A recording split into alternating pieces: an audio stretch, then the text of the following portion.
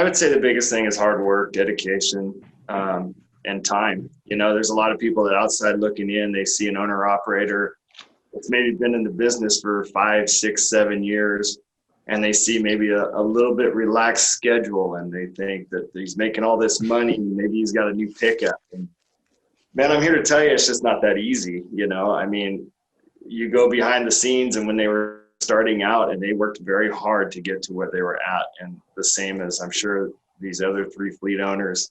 I know I've worked very hard to get to where I'm at.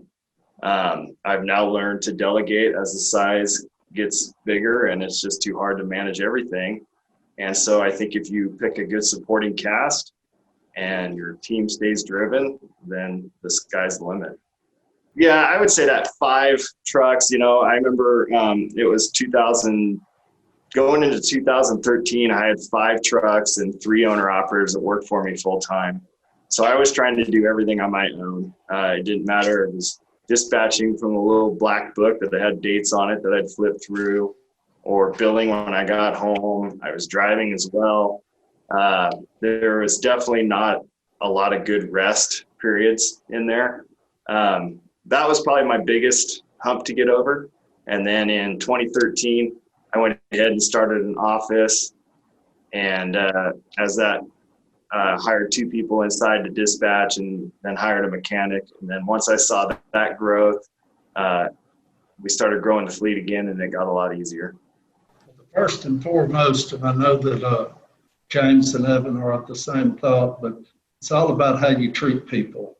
And it doesn't matter who the people are, whether they're your customers, they're your employees, they're your vendors, doesn't matter. I mean, there's just not any room in the industry, in my opinion, for anything other than honest, safe, and reliable transportation.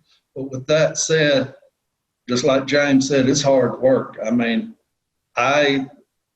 we just got a full-time mechanic 2 years ago, so I was the full-time mechanic. And I was the full-time dispatcher, and I was the full-time relief driver. And, there's only so many hats you can wear. So part of the growth is you have to learn to delegate. You have to, say, I can only do so many hours a day or so many hours a week, be done with it. But I still stand firm in my beliefs that the golden rule will prevail every time.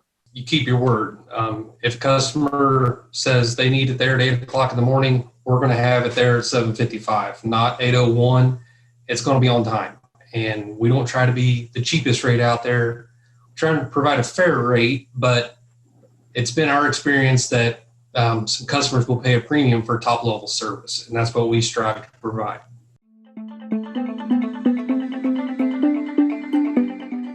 Honestly, I would say one of my biggest mistakes was probably about a year to a year and a half ago. And it was all my fault. I just got comfortable. Got real comfortable with having great staff, and everything seemed to be just going good. And so I wasn't really watching the numbers as good as I always have, and maybe am now. We didn't get in trouble by any means, but, there was just some people getting kind of relaxed inside the office. There was maybe some money being put in places that it shouldn't have been, I guess. So probably just my lack of managing, just because of being comfortable, was my biggest mistake, but brought me back stronger. So I guess the biggest mistake is the perception that somebody else will take care of your business the way that you'll take care of it. And yeah.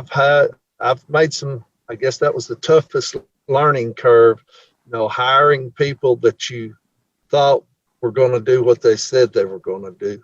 And, you get somebody and they'll take a piece of, a $200,000 truck out and leave it on the side of the highway, or, just not necessarily malicious, but they don't take care of it. And they'll tear up a truck, cost you a $10,000 or $15,000 repair bill. So after we hired, I guess our first 2 drivers were real good, but before we got our 3rd and 4th driver, we probably went through 7 or 8 drivers before we, found a couple that would stick.